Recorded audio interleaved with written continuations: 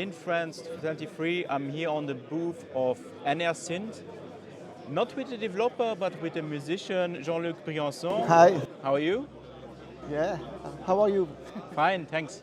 Yes, fine. You are presenting here for the company two different synthesizers. I think there's a new smaller one, and you have Yes. here the bigger one. And I think Yes. maybe let's go in the smaller one, which Yes. is where you are the best on it. Yes. It's called Retro One. Retro one. It's what? The idea is to get the real sound of a Mini Moog Model G inside a little box and with some new options. So I would say better than a simple Mini Moog, but with the real sound of the Mini Moog. So it's not a Minimo clone. It's not really a Mini Moog clone. I mean, it's both. It's taking the VCF, the VCR, mixer, everything from the Mini Moog D. It's clone recreated. The VCO are a little bit different because they're coming from the Prophet 5. I said because we wanted stability, more stability than the old one. Because I have the older one has the real Mini Moog oscillator, but it was very complicated, especially in the small. So we just changed the VCO, and we add some a kind of matrix modular to make better things, and we add some kind of velocity actions that is better than the simple Mini Moog, and we add a sample and hold and other stuff like the synchronization, for example, to get some more modern songs, more crispy sounds. So it's definitely more than a Minimo. It's more than Mini Moog, but for me, as a Mini Moog player, jazz Mini Moog player, I wanted to have that sound. And the sound is very important for me to have the sound of the Mini Moog. It's difficult to describe what is the real sound of Mini, as there's a lot of synthesizer that's doing the Mini Moog sound. But this one has really, for me, the sound. You told me before that I said to you, what do you think of the Behringer Model D? Yeah, I love it. But for you, it's too small. Too small for actions. So you need more space. Yes, because for me, as a Mini Moog player, we always have this end is always, of course, on this, but all of the time during soloing or bass playing, I'm all the time touching knobs to change the filter, to change this, to make it alive. And for the Behringer, it was too small on stage for me. But do you think the Retro One is for you? Does it sound like the Moog, or is it sound different of the oscillators? For me, it's a Moog. I really have the sensation. I have a Mini Moog, and for me, it's really the sensation of the Moog. But I asked to Stefan, who's made the conception, a lot of things. So it's mainly for the workflow, or for the way yes, it's mainly for playing. Of course, you can do sequence with very nice. You can have the Moog sound on the bass on sequence. Sometimes we do that. But for me, especially as a musician, it was to play as a Mini Moog, but without bringing the Mini Moog. And I see you have connected here on different panels. Yes, because for people who remember Jan Hammer or a lot of Mini Moog players, we always wanted to be guitarist. And I'm doing some distortion, some flanger, some deco delay to get a soloing sound. Yes, of course. Maybe you can give us a little demo of it. Yes, I can show you. Of course, with pleasure.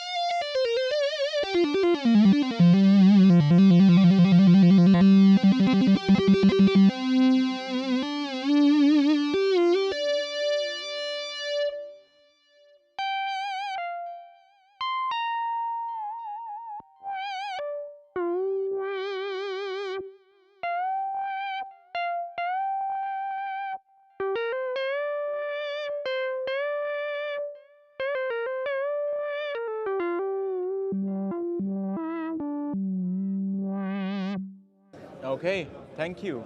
And you have one more synth here standing. It's the Ancestor X Ancestor, and it's a synth that I already covered on the website, and it's basically an ARP 2600. Yes. So the box, the idea of especially this model is to have ARP 260. Okay. Inside is the same sound, but another philosophy. And it's fun because this is the Moog philosophy applies to IRP sound, but it's get the IRP sound. So it's the sound design workflow of a Moog. Yes, yes, you say ergonomy of the Moog, but inside you can change the filter, you can change many things. And for example, me, I will have a Moog 55 ID inside. Here, this is the IRP.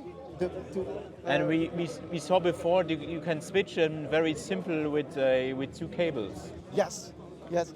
And the second ID, it's working very well with the modern environment, with computers, but you have this very strong analog sound. So all the NRSynth, the idea is to have another ergonomy, but the real sound inside is the real clones of the... And you can pair the ARP sound here with different filters. You can exchange. You can change. So there's I think the ARP filter, there's the Moog filter. Yeah, he wants to do the EMS filter.